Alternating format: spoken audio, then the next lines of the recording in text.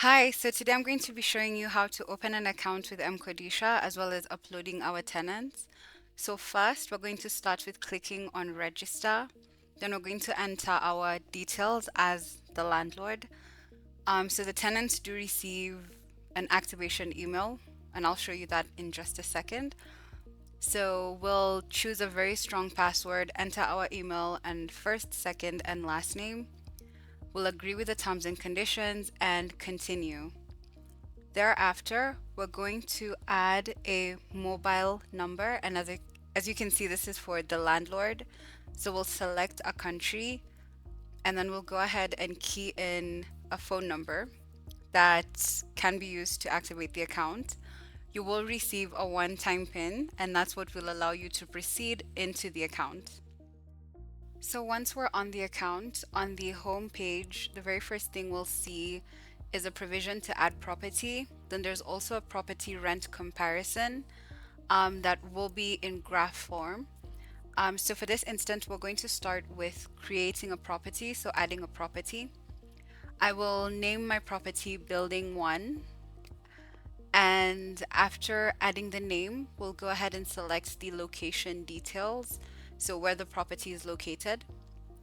The easiest way is to search for the property and all the details will automatically populate as such. And thereafter, we're going to add the building and unit details. So how many units we're going to have, the number of floors, and the naming. So this is maybe like if it's apartment A1 or apartment 1A. That's what the naming basically corresponds to. So I'll go ahead and input that information. And that's what prefix and suffix mean, whether the A1 will come first or it's going to be 1A. After this, we're going to add the payment collection method. So either M-Pesa or Flutterwave, which is using the app to make payment.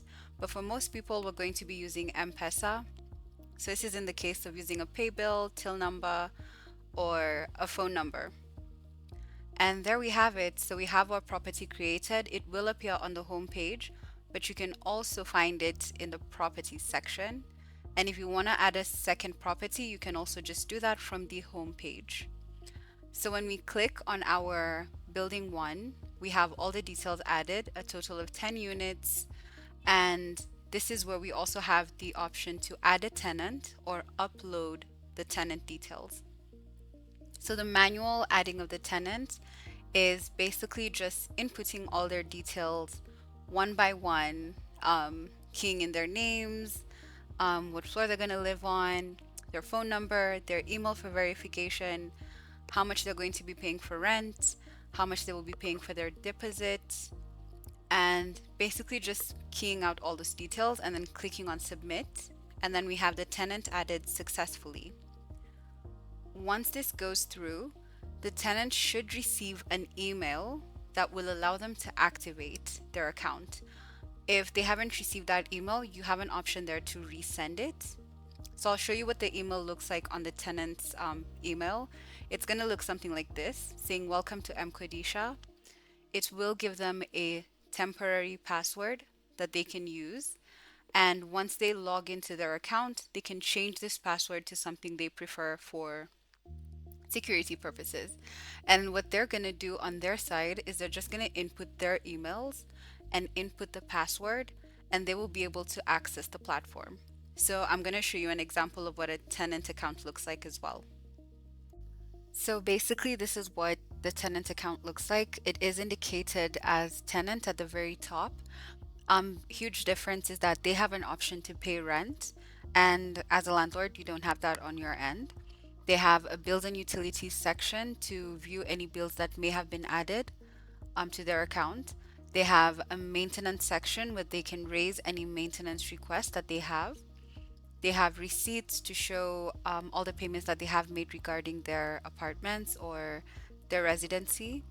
They have contracts, which is what they sign on to be able to live or work within this premises. So going back to the landlord platform, we're now going to upload the tenant using the second option, which is using documents that have the tenant details already. So preferably would be an Excel sheet. All you're gonna do is click the arrow and it's gonna bring up the documents in your computer, and you'll just select the document you want to use.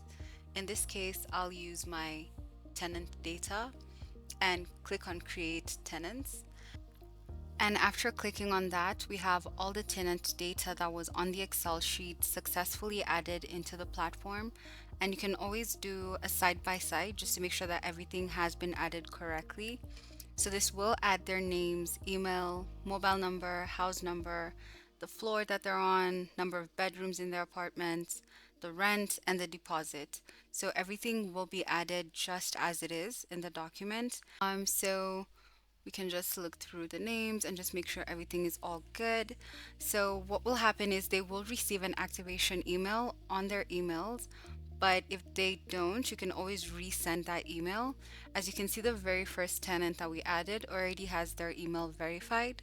So for everyone else, it will come with that green check mark once they verify their emails.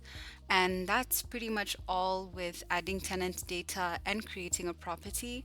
In case you have any issues, you can always reach out to us and we would be very happy to help. Thank you so much for watching.